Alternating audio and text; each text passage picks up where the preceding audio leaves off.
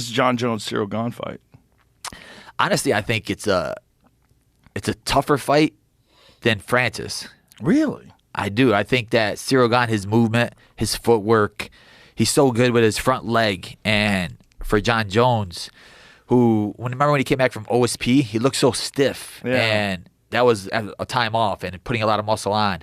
He just looked like a slower version of himself. So now this time, it's a longer time off, and you're coming back with way more weight on, and you're going against one of like the faster heavyweights and the more smoother heavyweights instead of Ngannou, where he lands that hard punch. I could do it, but I could just shoot under that hard punch. And Cyril Gane, you have to watch the kicks, watch the footwork, cut him off.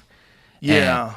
The thing is that Cyril Gane was out-grappled by Francis when Francis had a bad knee.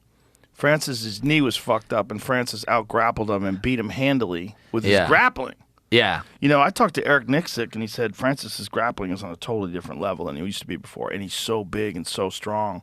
Yeah. That, he's in camp with Blagoy Ivanov. Yeah. And he said he was just holding him down, doing whatever he wants to him. I'm like, that is really impressive, because Blagoy beat Fedor in Combat Sambo. He's a monster He's himself. a monster. He's the one who got stabbed, right? Yeah, in the heart. Yeah, he's crazy. One time, I saw him at he's under Ali, and Ali had a media day for his fighters, and Blagoy comes up to me, and I make picks every fight, and I'll circle fighters who I think is gonna win, and I'll post it on my Instagram. And he came up to me, and he shoulder bumped me. He's like, "You didn't pick me my last fight."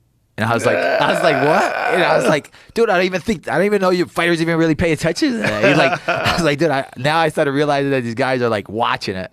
But of course they watch. Yeah, I was like, this guy's crazy. But I was like, man, I got to pick him every single time he goes now. I was nuts.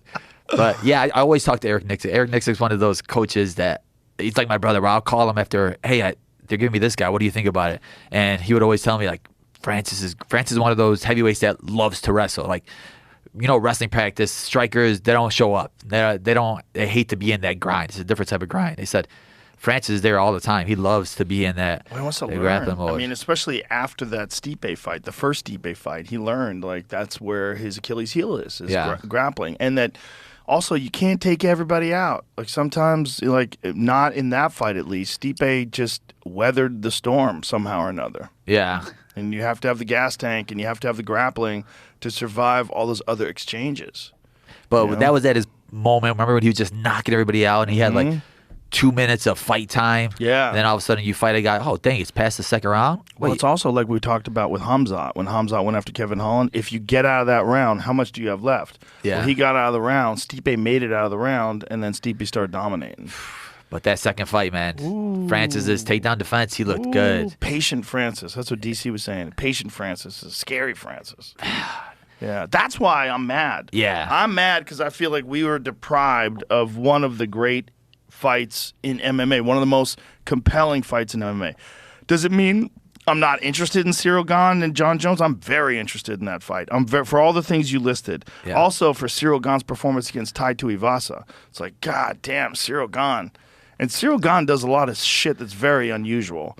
First of all, he stands totally sideways, and he does a twisting kick with his front leg to throw a front kick. You know how he does that? Yeah. Very weird. Yeah. He stands totally sideways, and he twists his leg in. He doesn't stick it up and stab it forward. He twists it and go in. Yeah. You never did that? Well, Taekwondo? It's a twisting kick. Yeah. Oh, yeah? Yeah, it's called a twisting kick. Okay. Yeah.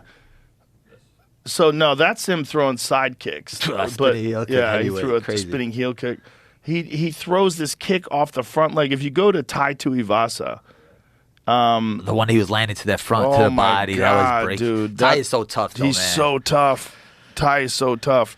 That was a crazy-ass fight. And that was a perfect fight to, showcase what Cyril Gane's capable of, because his movement, the fluidity of his combinations, and the guy moves like a middleweight. Yeah. He's 240-plus pounds.